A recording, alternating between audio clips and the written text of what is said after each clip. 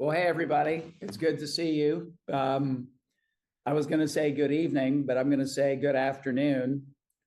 I'm actually in Europe. And so it's my evening. And I will tell you where I am. Some of you that follow me on Instagram, you may know, but I'd like to know where you're dialing in from first. So if you could put in the chat, where are you at right now? Go ahead and put it in the chat.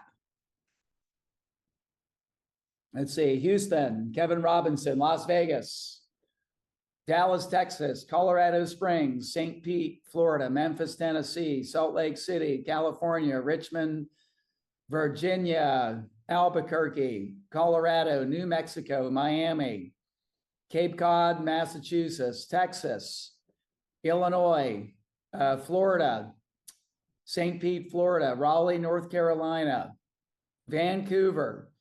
Okay, there's people from all over the country and North America. Is there anybody? I see West Palm Beach. Is there anybody from outside of the USA? I see Vancouver. Anybody outside of the USA?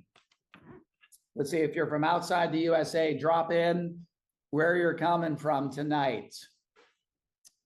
I see Miami. Well, that is kind of outside the USA. I live in Miami now, and it's a unique place inside the USA, but it's not quite like any other place in the USA that I've ever been. Anyone else from outside the country? And by the way, I am from an international location. And my team told me when I had my call with them earlier today that at times my Wi-Fi got a little bit choppy. So I'm going to apologize in advance if my Wi-Fi gets choppy. And if it does, you could drop in the chat and let me know. And that way I'll slow down, I'll stop talking. But for the most part, it's pretty good. So I'm dialing in from the Greek island of Mykonos.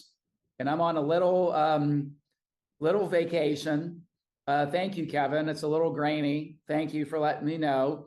Has anyone ever been to Mykonos before? If you've been to Mykonos, just type in, yeah, you can type in I have, or type in yes. I know Jay on my team has been there. So I see Sumrok support. I see several yeses.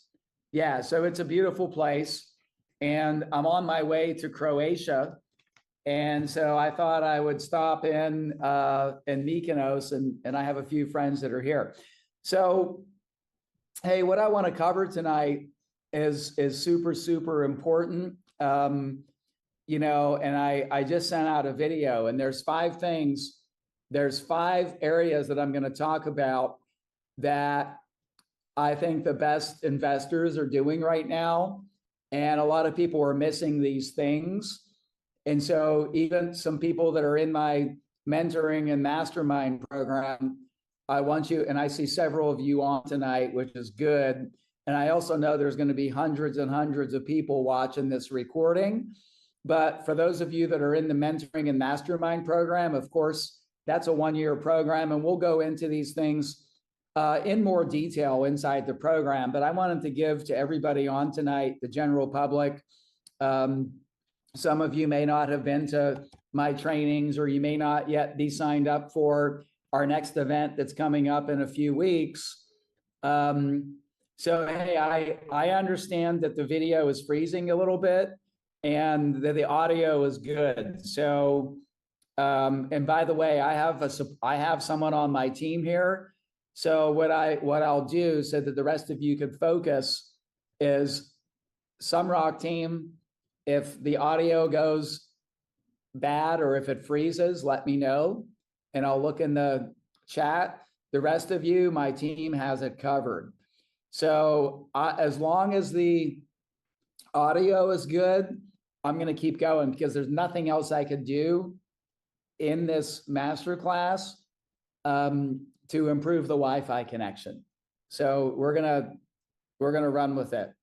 Thank you, Jeff. Keep rocking. That's what I'm gonna do. So I'm gonna go ahead and share my slides. And again, this will not be that long. Like we'll definitely be done in the top of the hour or less. So let me go ahead and share my slides here.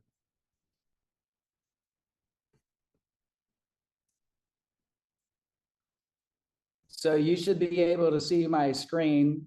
So if you can see my screen, could you drop it in the chat? Could somebody let me know here? And why I can't see the chat right now. Okay.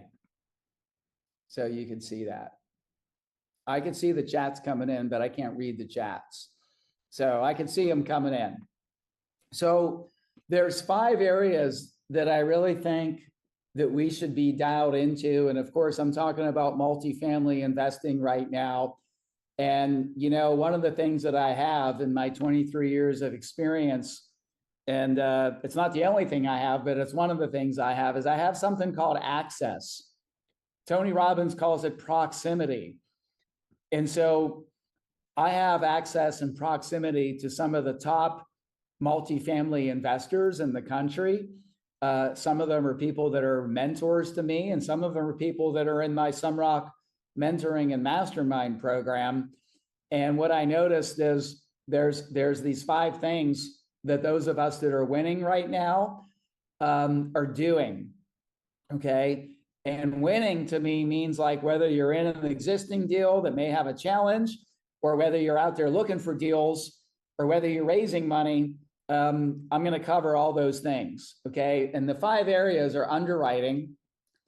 Okay. And we underwrite deals when we buy new deals, but we also underwrite deals if we're in a situation where we're doing like a loan extension, or for example, even like a capital call. Like I'm in a deal right now where we just negotiated an unprecedented, which means it's never occurred before to my knowledge, at least for anybody that I have access or proximity to. We bought a deal in Nashville. Some of you may be in it.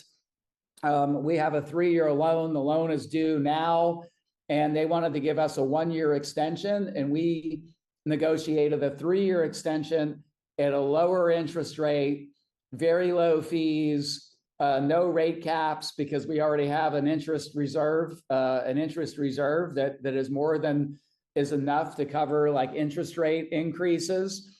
So like we have a 3-year loan extension. So what we've done to convince the lender to give us that extension is we re-underwrote the deal. Okay. And then we went back to our investors because we need a little bit more money because we're going to hold it for 3 more years now. And we showed them our updated underwriting. And so again, underwriting is important, whether you have a new acquisition or you're reforecasting an existing deal. Number 2 is debt and equity.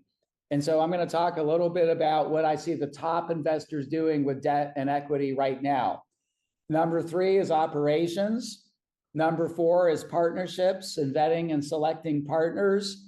And number 5 is something that's really missed in a lot of cases, is having someone on the GP team that has really in-depth local market knowledge. It's not enough to just use CoStar or industry reports.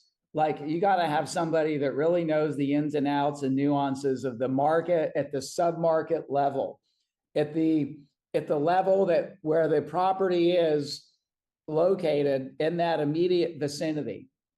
Okay. So these are the 5 things that I'm going to be covering in the next probably 45 minutes or so, or maybe less. Okay. So this will not be a long training, but it's going to be an important training.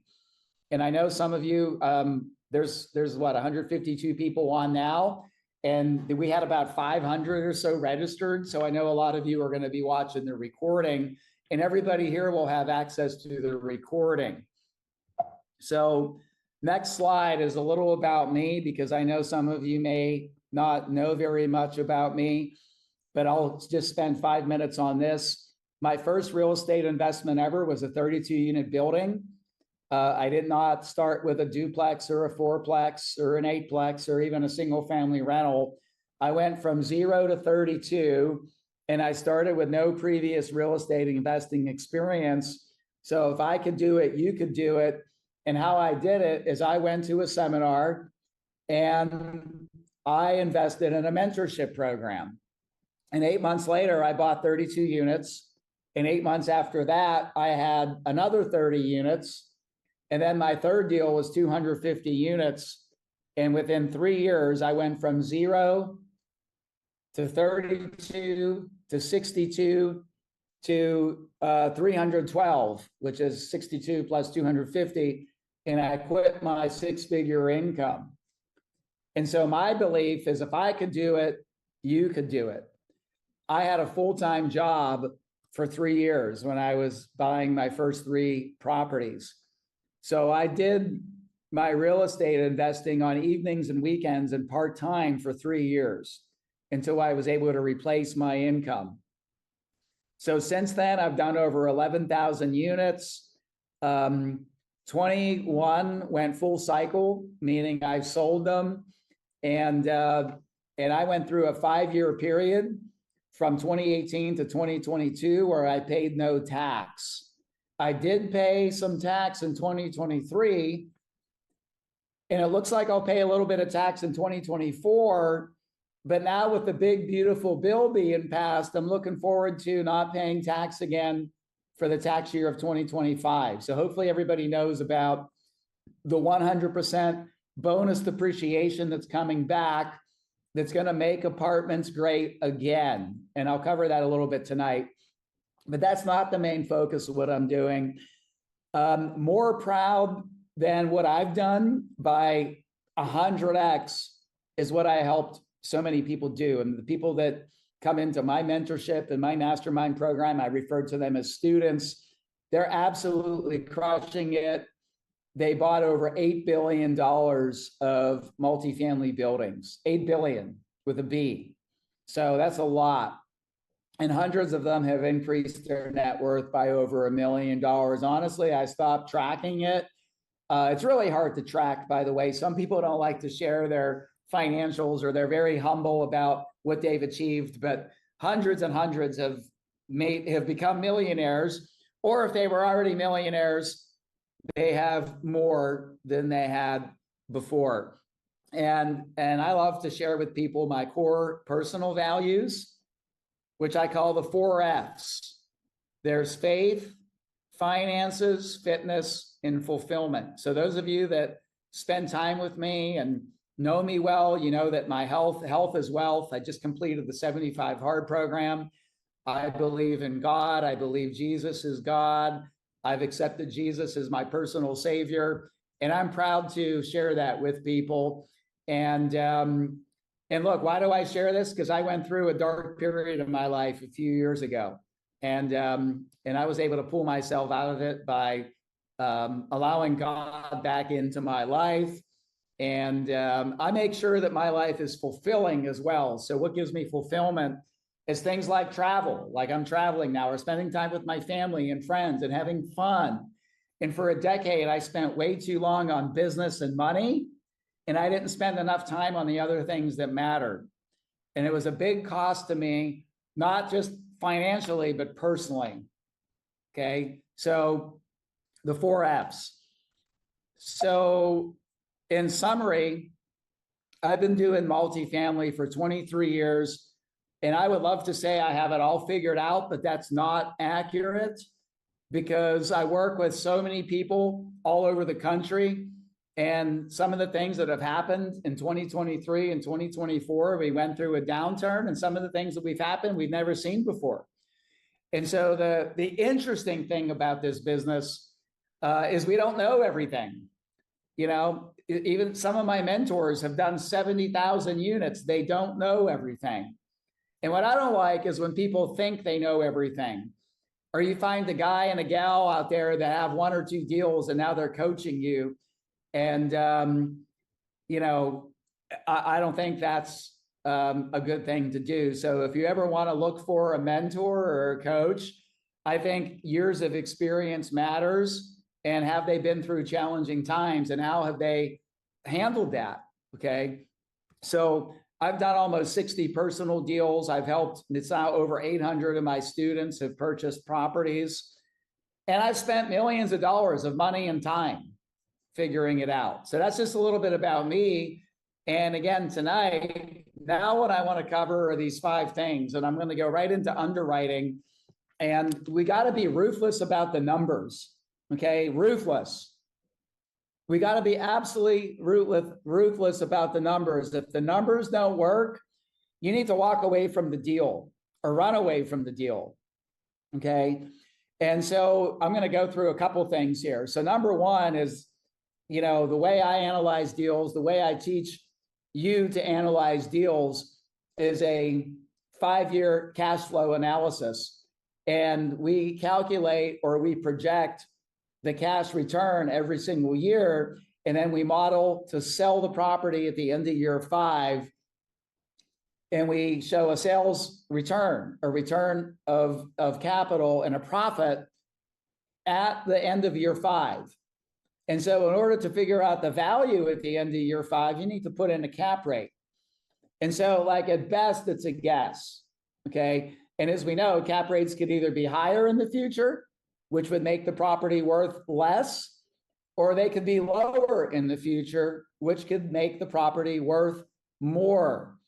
And what I've always done, okay, I've always done this, and I've been teaching others in my own community since 2013, and I have been mentoring others before I started my own company since 2006, is I always tell people, you want to use a higher cap rate in the future than we're using right now, because you never know the volatility of the markets. And what happened in 2023 and 2024 is a great example.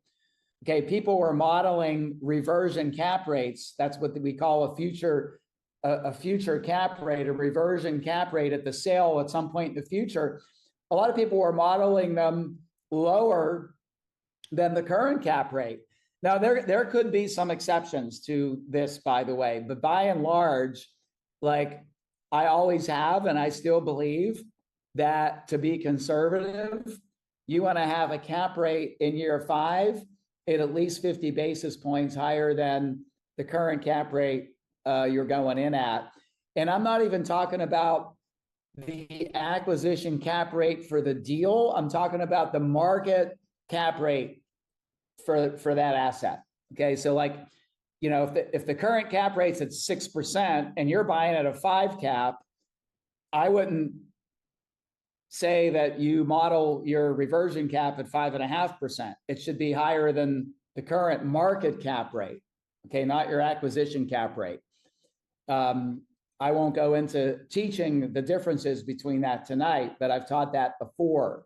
Okay, so if you could at least take a note of that and make sure you understand the difference between the cap rate in the market versus the actual cap rate of the deal that you're buying, okay? So there could be reasons why you buy deals at a lower cap rate. It could be a heavy value add where the current cap rate is low because the income is so low, but with the value add you're going to do, you're going to raise the income. And so the whole dynamics are going to change for that property. And the other thing that you need to be doing is showing sensitivity. Like there's a deal I'm raising money for right now, and we have our reversion cap rate in the middle, and we show, hey, what if the cap rate is higher, here's the sales proceeds. If the cap rate is lower, here's the sales proceeds. And so we showed in our underwriting a range of cap rates. And so investors could see, hey, we're projecting a 90% return over 5 years, but it might be as low as 55, and it could be as high as 120, depending on how these cap rates turn out, okay? So that's something that's really, really important for us to be doing. Now, some other things in underwriting, again, these are all rules of thumb. When you're looking at rent growth, I'm talking about organic rent growth. I'm not talking about the value add. So like some of us are doing heavy value add. So if we do a value add, obviously our year 1 or maybe even year 1 and 2 rent bumps could be much higher than 1 to 3% because we're doing value add. But once we've done that value add, we got to have pretty conservative organic rent growth. And I wouldn't want to see anything higher than 3. And that's only going to be in like the best performing projected markets. In most markets, it's going to be below 3. And I'm talking organic rent growth. It's going to be 1 or 2%. in most markets. And so there may be a few, like maybe the top 10 markets in the US, which I've covered before on some of my trainings. Maybe some of those markets are going to be 3%. Okay. But I wouldn't want to see anything higher, substantially higher than that. And again, there could be some reasons for deviation there that the GPs would want to explain and go into.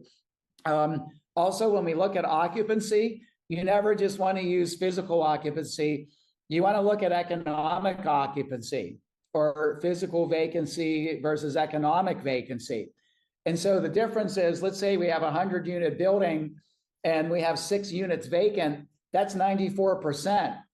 But out of that 6 units vacant, in addition, you might have 1 or 2% delinquency.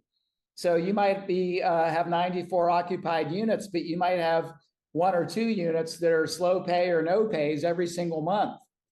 And so that's your delinquency. You know, you may have concessions that you're giving people discounts to move in. So you have an economic loss lower than market rent. And so you always got to factor in, depending on your property class, A, B, or C, you should factor in at least, you know, maybe 1 to 4 percentages above and beyond physical vacancy. And so if your physical vacancy is 5%, I would like to see you underwrite the deal at like 8% total vacancy. You know, if your physical vacancy is 7%, underwrite the deal at 10% vacancy. Okay, and I don't see that happening across the board. And look, brokers are our best friends, but I don't always see the listing brokers doing that in their offering packages. And I see a lot of investor pitch decks that you guys are putting out, and I don't always see that. The next one is on operating expenses. I mean, look, you know, I get asked this all the time, Brad, how do we underwrite taxes and insurance when in some markets like taxes, you know, went up very fast, or insurance doubled or tripled? And so obviously you cannot underwrite, I don't believe you cannot underwrite your insurance doubling every year. Okay. But what I would say there is you gotta know what's going on in your neck of the woods where your property is. And you just gotta see, like, you gotta have a tax expert, an insurance expert, so they could help you understand what's happening in these markets and how do you underwrite your insurance. And then of course, and you know, labor, you know, inflation seems like it's back under control, but we've had periods of time after 2022 where inflation was reported at 9%, but it was probably double that, you know, in some categories. So labor was going through the roof, you know, maintenance and repairs and supplies were going through the roof. So that's important too. And again, I can't give you percentages there, but you know, just putting in 2% rent growth for 5 years is probably not going to be accurate in every single market. So you want to really dial into what's happening in your submarket and do your best to forecast these numbers.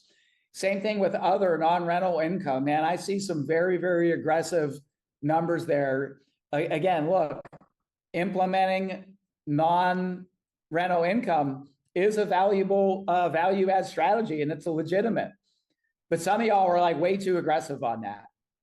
You know, whether it's covered parking, reserved parking, Wi-Fi, fenced in yards, you know, whatever it is, laundry, like you really gotta, you know, utilities bill back, like make sure that you're not over targeting these numbers. And potential investors, like, ask the GPs questions about their assumptions around other income, because I think some of these are too aggressive. Okay. And then look, when you're going through the seller's numbers as a buyer, you got to be meticulous, man. Like some of these owners out there, they know all the tricks in the books. You know, they're taking repairs and maintenance expenses and they're putting it into CapEx.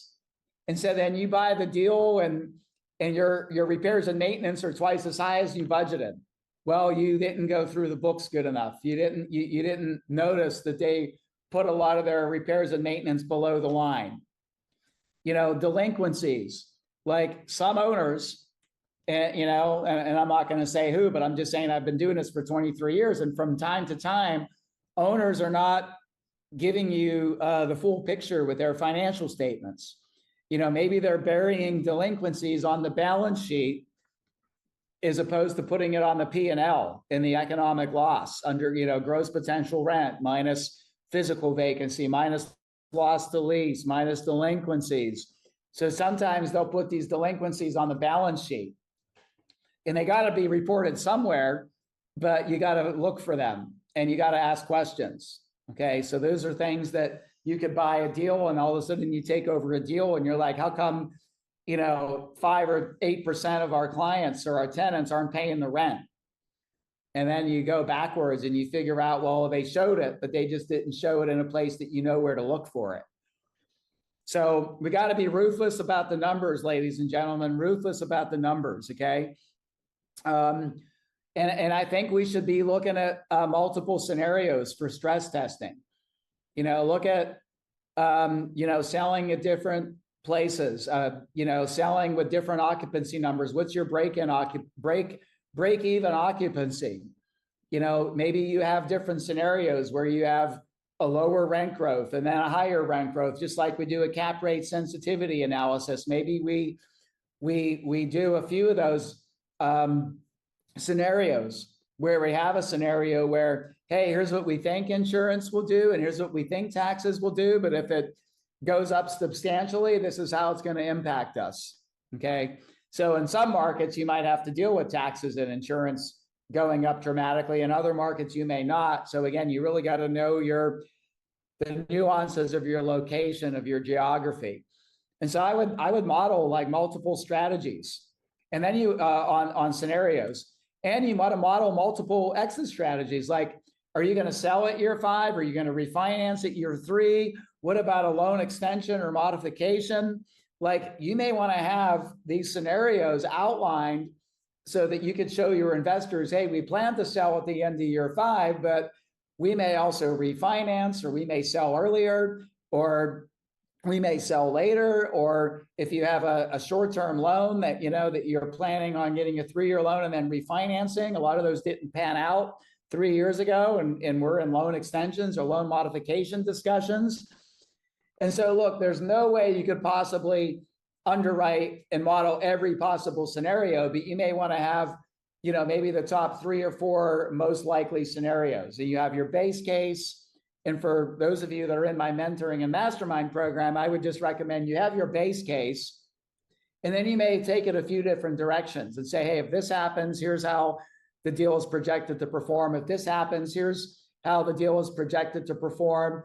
And you may want to show your investors like a worst case scenario, which is not the absolute worst case scenario, but you may want to say, hey, look, if a couple of these things go not as we project, and they all, go a little worse than we project, because little changes, if the reversion cap rate goes up 50 basis points, if the vacancy goes up 1 or 2%, if the rents go down a few percent, and you put it all into your underwriting, like what looks like an amazing deal may not look so amazing.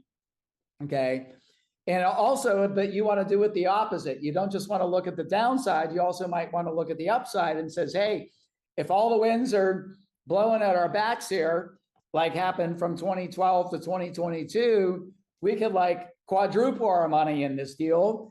And if all the winds come in at our heads, like we may eke out like a 5% return every year, so, and then here's our projected case, which is somewhere in the middle. And what I want to say is, like, if it's just a good deal, like if you don't feel like this is a great deal, you should walk away. One of my mastermind students just posted in our WhatsApp group. He said, hey, I saw this deal and I looked at it and I walked away. You know why I walked away? Because it was a single.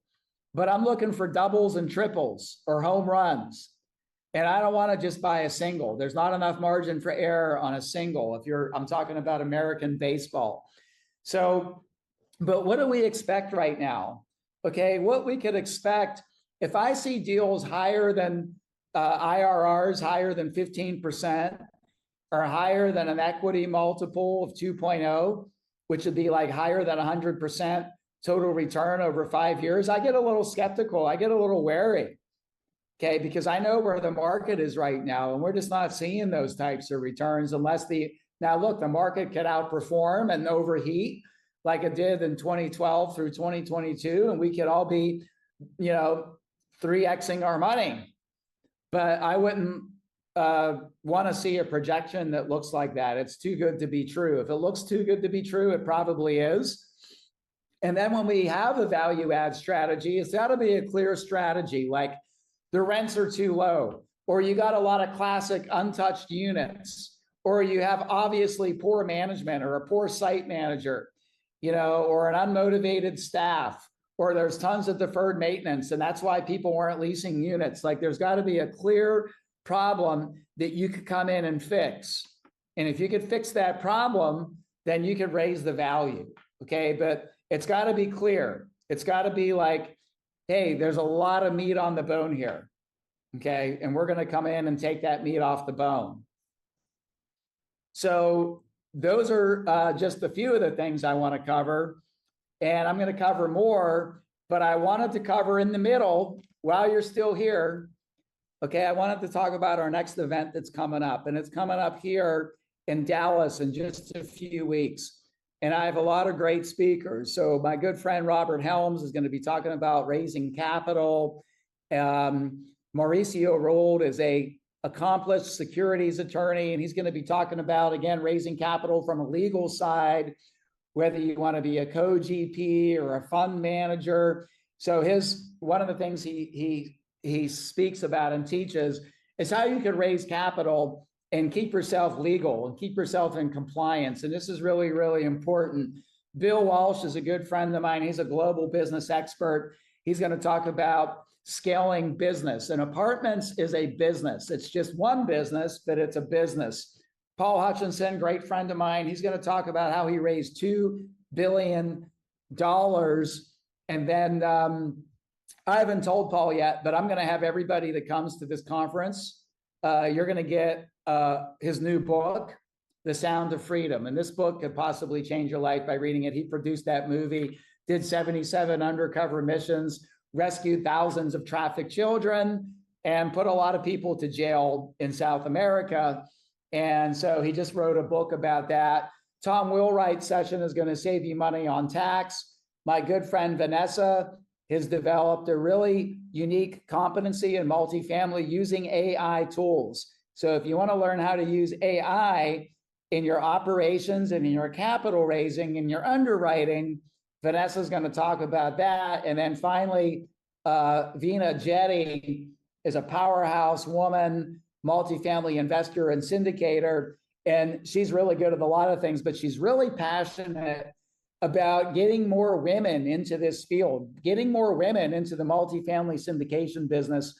So we have a great lineup. You don't want to miss this event. And here's a QR code, and here's the deal. This code gives you the best possible pricing. Our general admission tickets with this QR code will allow you to buy a ticket for $100. Okay, $100 for a general admission ticket. And Jay, what's the deal for a platinum ticket? I can't remember.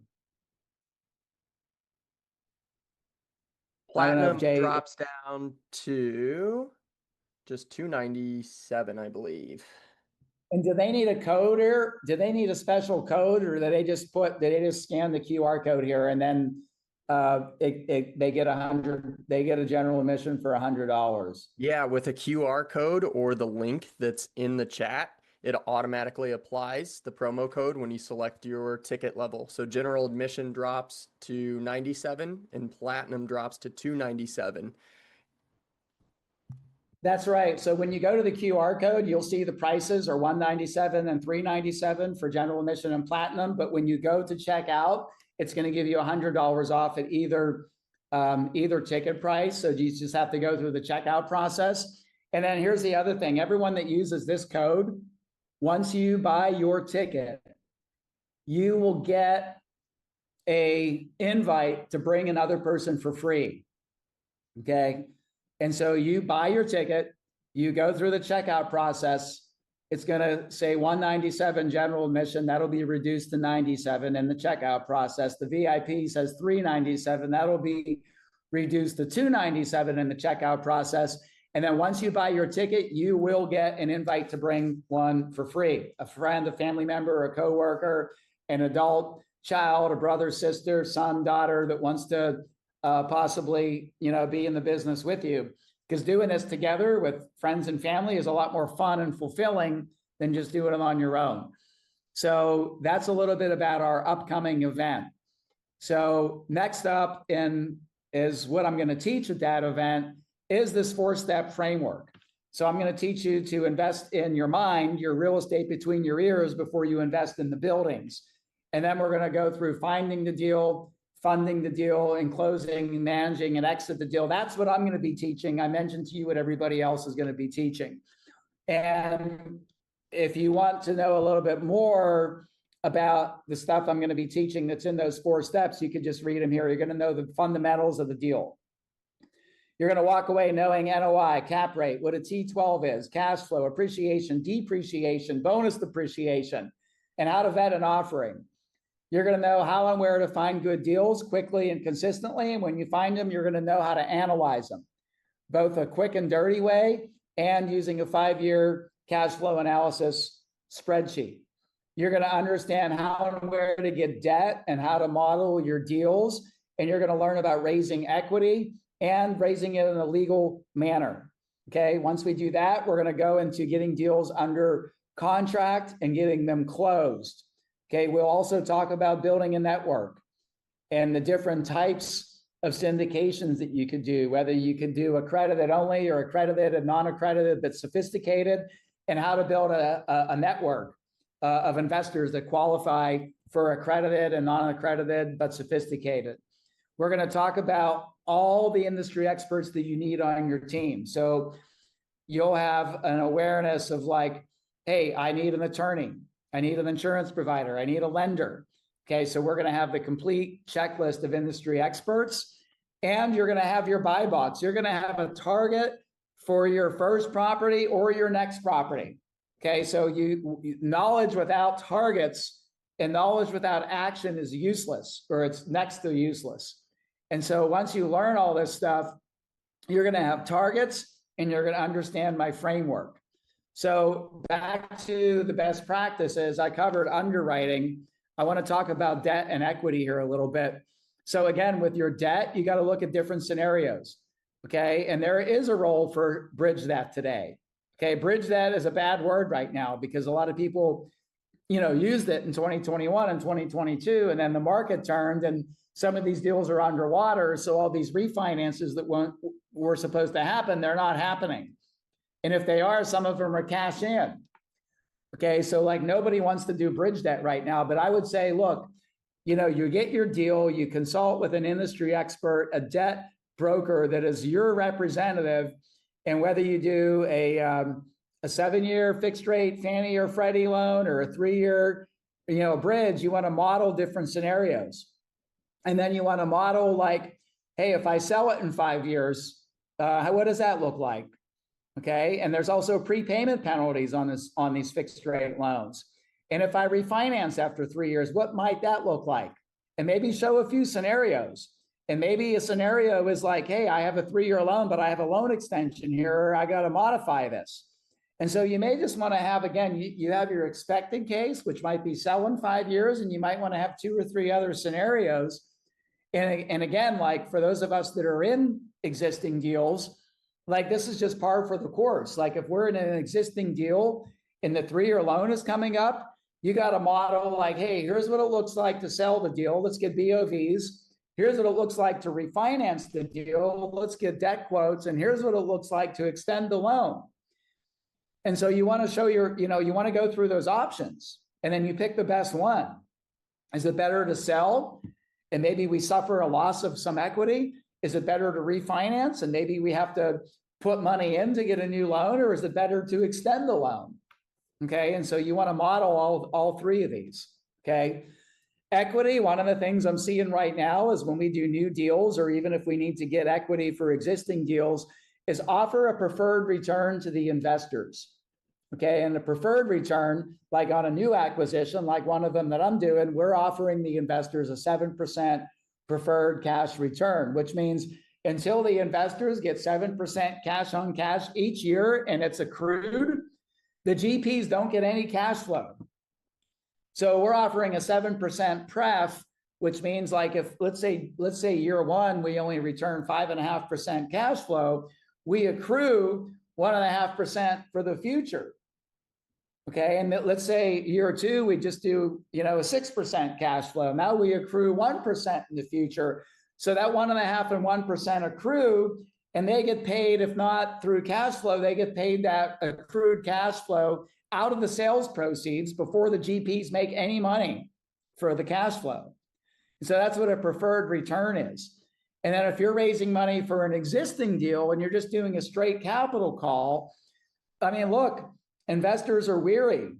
And so one of the things that the best investors are doing, if they need money to fund these deals, by the way, and when should you put in more money into an existing deal? And to me, it's very simple. If you believe in the deal, there are some deals that I think people just need to get out of and cut their losses, but not every deal is a bad deal. Like I could just tell you, we went through some tough times. And so there are some good deals with some good submarkets. And so if the GPs could show you a compelling story like this, the Nashville deal that I'm in, like the lender's given us a 3-year loan extension with reduced fees. So the lender believes in the deal and they believe in the Nashville market. And this is why 80% of our investors are putting in more money, because the lender believes in the deal in the submarket. I mean, they gave us a 3-year loan extension, which they've never done. Okay, and most people aren't getting 3-year loan extensions. Some people aren't even getting 1-year loan extensions. Okay, but we're still offering investors that contribute more. We're offering a preferred return. Okay, which means they get paid first. Okay, when we get debt, when we get leverage, like be wary of you don't want to go over 75% right now on new debt. Like if you're doing an acquisition, okay, I think anything under 75 or in the low 70s is a much more conservative. And the other thing I want to share with you is we used to be excited when the lender was loaning us 80% of the price and 80% of the rehab, but I could tell you I would rather have equity finance the rehab or the CapEx, and here's why. When the lender gives you the rehab money, they hold you to it. So if the market pivots, they don't let you pivot. Like if you said you were going to do so many unit upgrades, and let's say your submarket shifts and your residents don't want to pay increased rent, that lender is going to say, too bad. Like you said you were going to upgrade, 80% of the units with countertops and appliances and flooring and fixtures. And I'd be like, yeah, but we're not getting rent increases. This is stupid. We want to put the CapEx somewhere else. And the lender will be, hey, sorry, this was our agreement. We gave you the money. Here's our document that said this is what you're going to do and you need to do it. Makes no sense. And so I would prefer not to have the lender give me the rehab money. I would prefer to have us as investors fund the renovations. And now we don't have any strings attached with that money. Okay. And that's really, really important. We have flexibility and freedom to allocate the rehab as we choose to, especially if markets change. Okay. That's very, very important, by the way, on the debt and equity. Let's talk about partnerships. Look, these are long-term business relationships. These partnerships, whether you're a co-GP or whether you're an LP, these are usually like 3 to 7 year relationships. Okay. And so we're playing the long game. And what I just want to tell all of you is you got to get to know your GPs. And if you're going to be a co-GP, you get to know the other co-GPs and what are everybody's roles and responsibilities in good times and in challenging times. What are everybody's roles and responsibilities? Okay. And again, whether you're a passive investor or a GP, you should only partner based on synergy, like synergistic skills and alignment of values. Okay. If it's 3 people that are really good at CapEx, but nobody is good at, underwriting or acquisitions, or let's say we have 3 people that are really good at acquisitions and raising money, but nobody's really good at operations or CapEx management, that's not a good partnership. But sometimes people just partner because they like each other. And again, same with LPs or passive investors. You want to make sure that the GP team has synergistic skills. And for me, I invest based on my values: faith, fitness, fulfillment, and finance. So the finance piece is going to be underwriting the deal, the projections, but how about what the people running the deal? Like, what are their values? What are their core values? And if there's misalignment there, I just say no. Okay, I say no 99% of the time. 99% of the time. And I'm not saying you should say no to every investment opportunity, because we're here tonight, hopefully. And if you're in my mentoring and mastermind program, you invested, a nice sum of money to be in that program, not so you could say no, so you could say yes. Because when you say yes to the right deals and the right opportunities and they perform well, you're going to make money, like I've done in the last 23 years. But you want to make sure you're staying aligned, okay? And you could always ask them like how they've dealt with challenging situations. And the other thing is like, look, I've done 57 deals. I've lost money in one deal, unfortunately, and so, not lose. Every investor that's in this business long enough is going to lose money.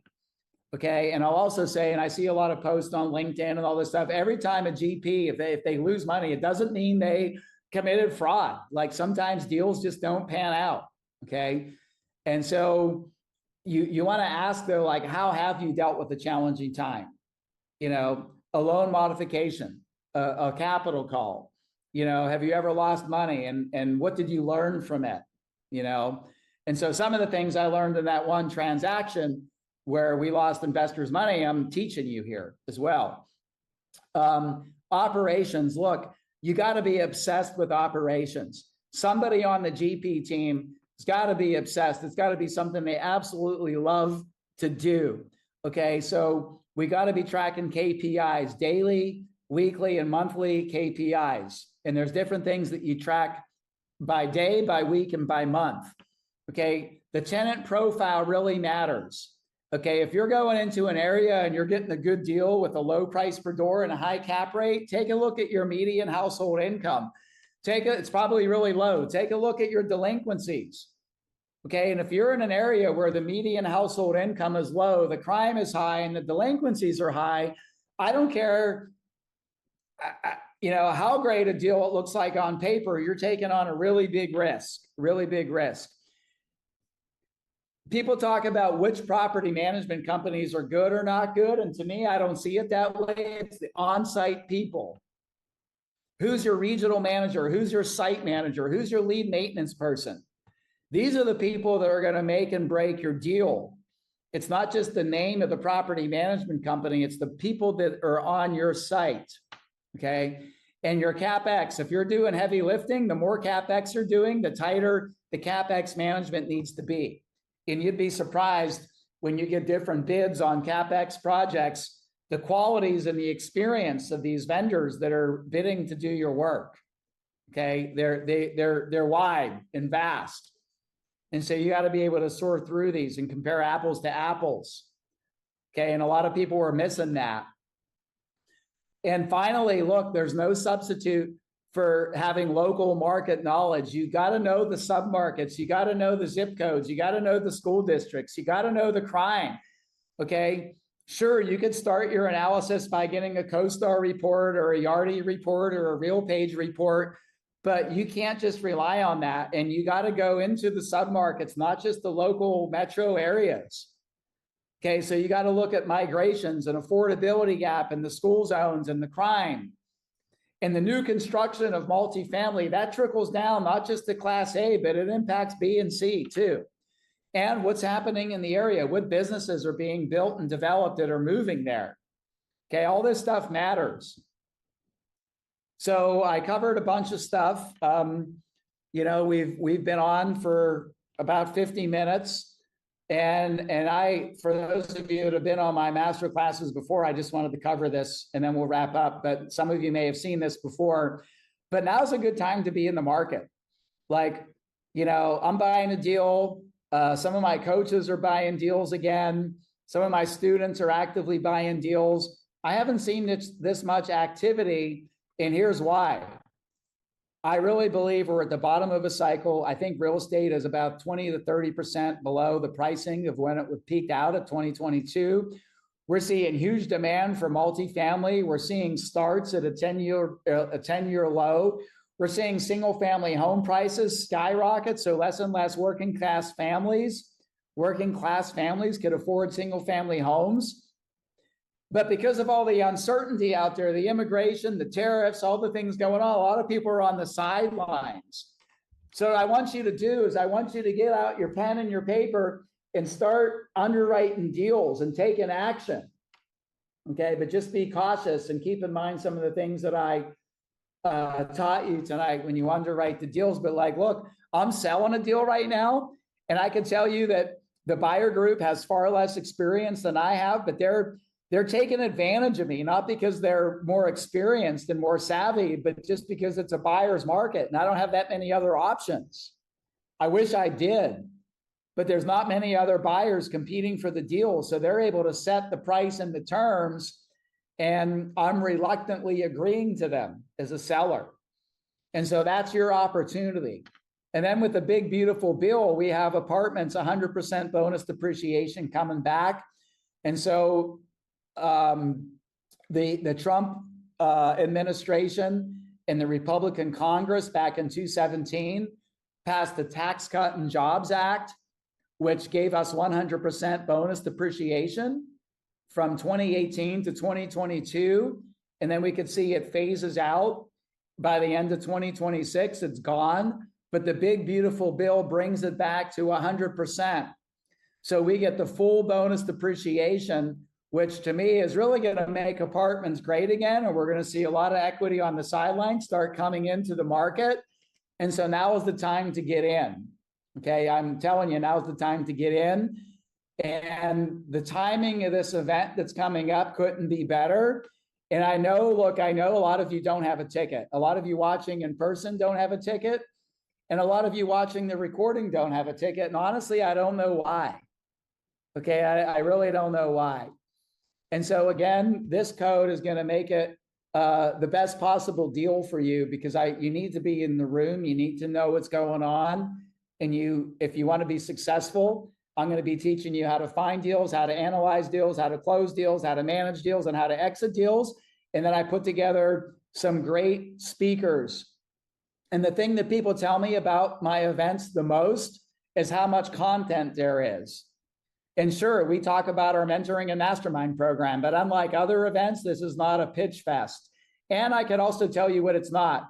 It's not a networking event for experienced syndicators to be lurking in the hallways, pitching deals and just handing out business cards. This is a training event, and it's for people that want to get into the apartment business and get into their first deal. That's number one. Number two, it's for people that want to scale. So if you want to go from small apartments to large, or from single family to multifamily, this event is for you. Or simply if you're just paying too much in tax and you want to learn how to pay less in tax. And so those are the three people that I think should be at this event. Okay. And so I'm going to finish up. I'm going to stop sharing the slides here, and I could finally look in the chat box, and let's see. Jay, did you put in the URL in the chat box? I see that you did. So in case you missed the QR code, it's also in the chat box. But let's see. Brad, why not have a capital call and refinance the deal instead of being taken advantage of by a buyer? Well, that's a good question. Well, first of all, capital calls are tough right now, and a lot of investors aren't contributing. So if everybody contributed, then I would do a capital call and refinance the deal. But, and again, we're not getting extremely taken advantage of, but what I'm saying is, like, in 2019, 2020, 21, 2022, we'd have 30 buyers pursuing a deal. And now there's like 3, and 2 of them are below what I want to sell it at. So I got like one legitimate buyer, and that's my choice. And so I'm just telling you, like, I'm experiencing this as a seller, and I want to share this with you because you'll have that opportunity, even if you're less experienced than the seller. You'll be able to set the terms and the pricing. You know, like very few deals right now have non-refundable money.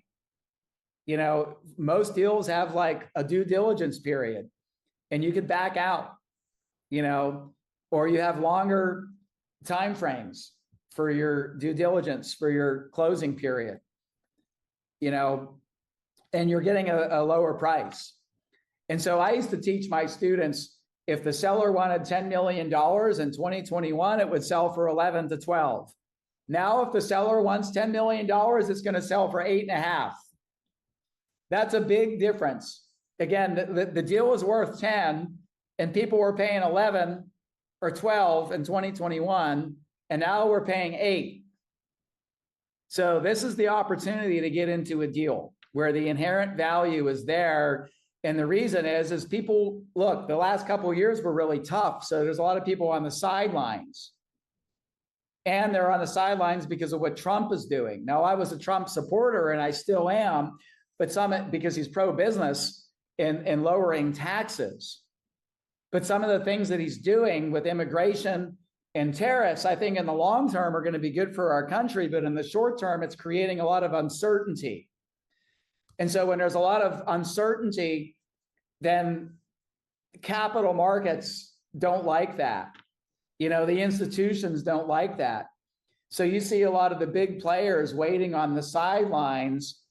And so what that means is there's this less happening right now, but that's to our advantage. Okay, it's to our advantage. Okay.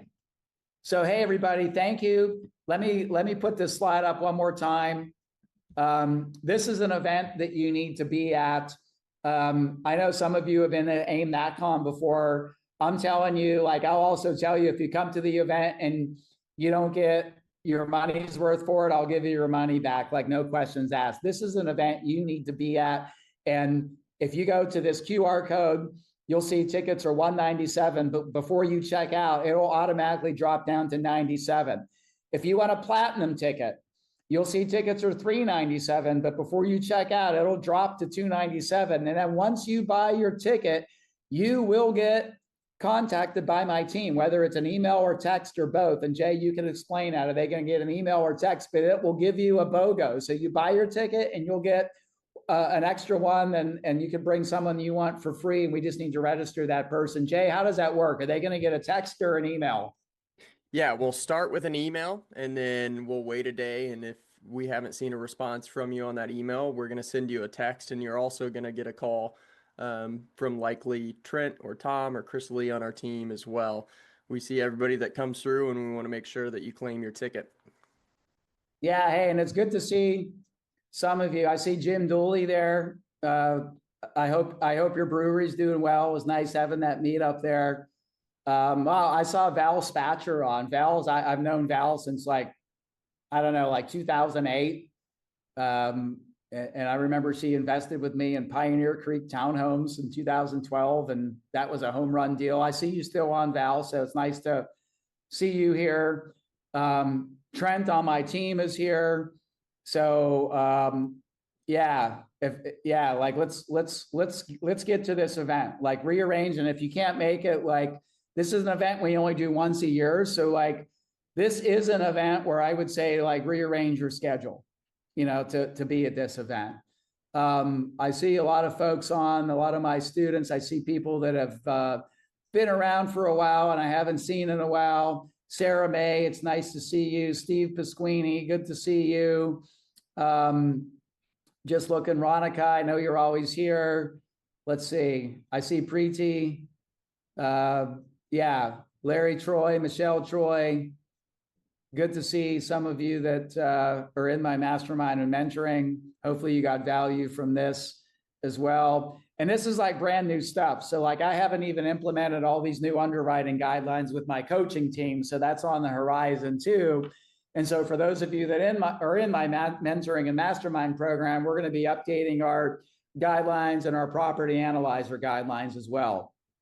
So, hey, it was great to see you. I always like to keep these at an hour. It's 5 minutes after the hour. It's 9:05 my time, PM in Mykonos. And for you, if you're in Texas, it is 1:05 PM. If you're in East Coast, it's 2:05. If you're in California, what is it? 12:05 or 11:05. I don't know. I'm getting confused. But whether it's daytime for you or afternoon or still morning, have a great day. And I'm glad you're here. And I'll see you in Dallas in a couple of weeks. Good night or good afternoon.